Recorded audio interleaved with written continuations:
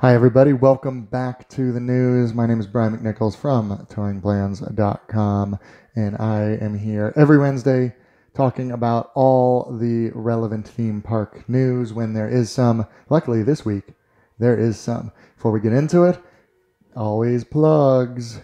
This week, I'm just going to plug touringplans.com because I like it, and I think it could help a lot of people. So if you aren't a Touring Plans subscriber, just check it out. There's a link right under this video. We've got the crowd calendar, which tells you the best times to visit, and then we've got the touring plans, which tell you the best attractions to go on in the best order. Even as a very experienced park goer, I still use the touring plans. All right, so let's go because we've got a few different items, all in Walt Disney World this week. First up, an actual helpful, newsworthy item for visitors over the summer. Animal Kingdom is going to have extra magic hours in the evening all summer long.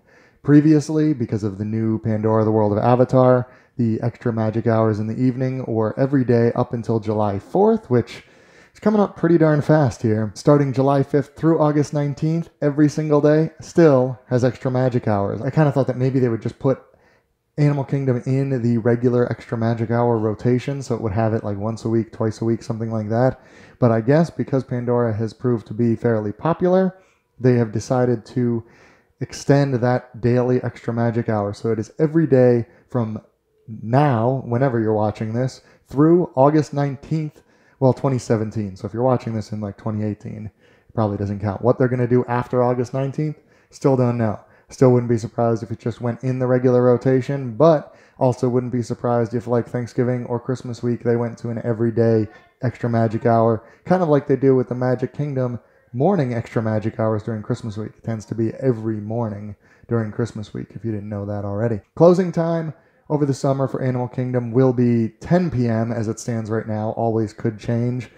So after July 4th, we're looking at 10 p.m. closing, and then that 2-hour extra magic hour, so you can hang out in Pandora until midnight. And public service announcement, it is only Pandora that is open during those last 2 hours. So not going to be able to ride Kilimanjaro Safari, not going to be able to ride Everest. So get those in before 10 p.m. if you want to do them. Then head over to Pandora. Enjoy those late night hours. Next up, this was just announced this week. Disney dining plan for 2018 is going to include alcohol. It's kind of a mixed reaction to that. I personally am happy because I tend to order an alcoholic drink with a meal anyway. I guess I would be happy if I got the Disney dining plan. I don't usually. I still don't necessarily think it's a great value for money, and I tend to like to look for a good value over the convenience that it offers. But that is a story for a different time and a different video. In fact, I will link it right under this. Angela had a great video on the Disney dining plan just a few weeks ago. So click that link at the bottom if you want even more about it. So what is getting added in 2018 other than just alcohol? Obviously not unlimited alcohol. Boy, that would cause some problems. For those that are 21 and over, you are allowed one alcoholic drink per meal. That is both quick service and table service where it is offered. Not every quick service, especially those in the Magic Kingdom, offer alcohol. So if they don't, what you can get, or if you are under 21, you can get another specialty drink. Includes things like milkshakes and non-alcoholic varieties of mixed drinks, things like that. So the price still increased. Quick service dining plan is now $52.49 per night per day, but it's actually calculated by the nights that you're staying in the hotel. So 5 nights, you have to get the dining plan for 5 days. You get it from there. Again, Angela's video explains that in a little bit more detail. So $52.49 per night for adults, $21.75 per night for children. That is up from $48.19 for adults and $20.88 for children. So about $4 a day increase for adults. Standard dining plan, that is the one that allows you 1 table service credit and 1 quick service credit per night, $75.49 a night, $25.80 for children. That is up from $69 and $25 roughly. It barely went up. It went up less than $1 a night for kids. As always, the dining plan tends to be a better value for children, especially if you have children, that eat. Now, what they consider children is up to 9 years old. So those 13-year-old boys that eat a ton, they're paying adult prices, and they are certainly not drinking the alcohol. One of my colleagues actually asked whether you would be able to substitute one of theirs. Say you have a kid that just wants a Sprite. would you be able to get their specialty drink as an alcoholic drink for you because you are over 21? Don't know the answer to that. There's going to be a lot of questions with this.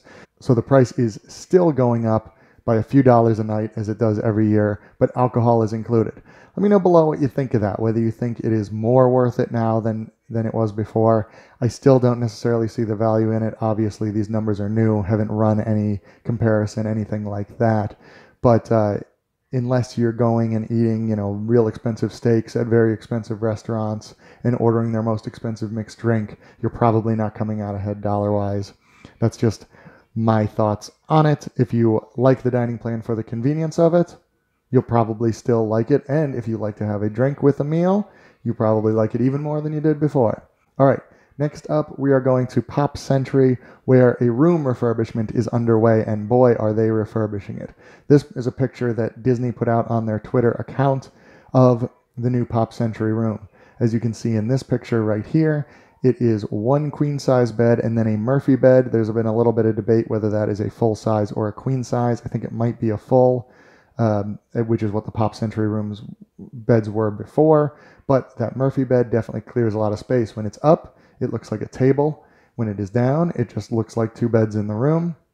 Bathroom also getting redesigned. They've taken out the carpet completely and put in what looks to be vinyl flooring that it looks like wood. I actually have it in one of my rooms, the room I shot in last week with all the windows. And it's great. I love it. I wish I had it in the whole house, honestly. I see this from Disney's point of view, much easier to clean. It's going to show less wear and tear. Doesn't really matter if it gets wet or sandy or anything. Not that there's really a beach at Pop Century, but for other hotels, I can see that being a thing. Very clean design, little on the sterile side, some people are saying, including this person, but I don't mind it at all. Let me know what you think of these. The feedback has been pretty mixed. I would say leaning towards positive. Everybody seems to like the ability for extra space in the room that Murphy bed offers, though. And that was a good way to wrap up the week. If you're watching this and it is not yet Thursday, June 22nd at noon, head over to our Facebook page. That's facebook.com/touringplans. I will be live at noon Eastern on June 22nd. That is a Thursday. We try to be there live at least once a week, just talking, answering questions. I can talk a lot more about dining plan, pop rooms. Come catch me tomorrow on Facebook, noon Eastern. And be excellent to each other. You are allowed, if you are 21 or